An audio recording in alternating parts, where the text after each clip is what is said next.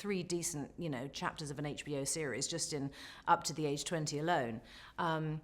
So that was the hardest part, and many of the earlier drafts kind of explored the options of experiencing her as a kind of late 20s, early 30s something, when she really did first meet Roland in Paris, and then taking her well into the later years of her life, which are so deliciously fascinating because she became a cordon bleu chef, and she had a facelift and sort of reinvented herself post-war as a 60, 70-year-old woman.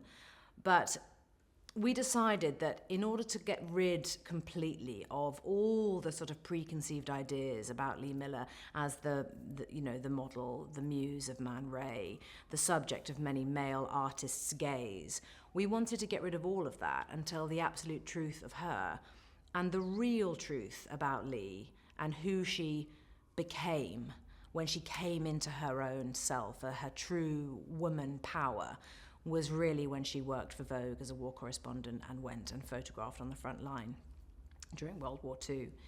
So in our story, we send Lee, the middle-aged, fading beauty, we send her to war. And that's the story that we focus on. Our story begins just pre-war. So we needed to condense it into a 10-year time frame. So we really cover a decade of Lee Miller's life, from about 36 to 46, 37 to 47, that kind of time.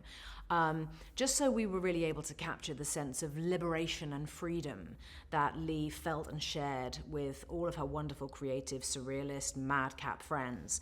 And the feasting and the fighting and the fucking that they were doing at the time. And these wonderful holidays they would have, hosted by Picasso in Mougins in the south of France.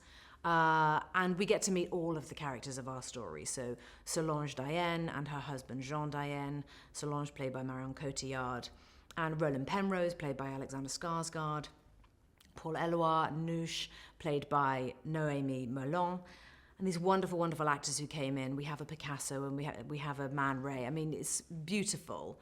And just that sense of how free and happy and just gorgeous they all were, living this kind of, I suppose, somewhat charmed life that was a little bit privileged, but certainly oblivious to the horrors of what was literally round the corner. It's like so many of us now. Before war broke out in the Ukraine, we were all, I'm sure, guilty of watching the news and going, it'll never happen, it's not gonna. But that is really what happened. Anthony Penrose himself, after his mother's death, actually his wife was looking for a photograph of him as a baby, because Lee's granddaughter, Amy, was born shortly before Lee died. There's a very beautiful photograph of Lee on her deathbed, actually, cradling little baby Amy in her arms, and then Lee died about 3 or 4 weeks later. And so Tony's wife said, oh, Tony, there must be, I just want to see if the baby looks anything like you did when you were a little boy. Why aren't there any baby pictures of you around the house? That's weird, that. Go and look in all those boxes up in the attic. And he went, oh. Off he went trundling up to look through the boxes and found 40,000 negatives. And this was what his mother had done during the war, and she never talked about it.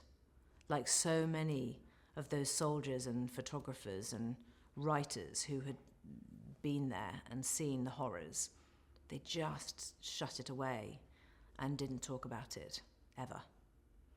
And so he discovered his mother through the going through these boxes after her death. Incredibly moving. And one could argue that he's spent his life's work has been not only upholding her memory and preserving this extraordinary legacy and who she was, but probably in some way, I'm sure he would admit himself as well, coming to understand who she was, because as a mother she was quite a tricky person, and he struggled with that, but he came to understand it all and sort of make peace with it after her death and through the discovery of these boxes in the attic. It's an incredible story.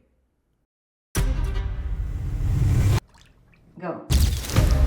モデルから報道写真家へ I've seen your photographic work. カメラに記録したのは戦場だった。 The minister thought they may disturb people.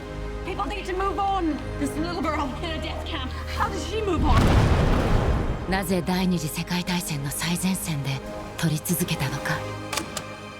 リー・ミラー、彼女の瞳が映す世界。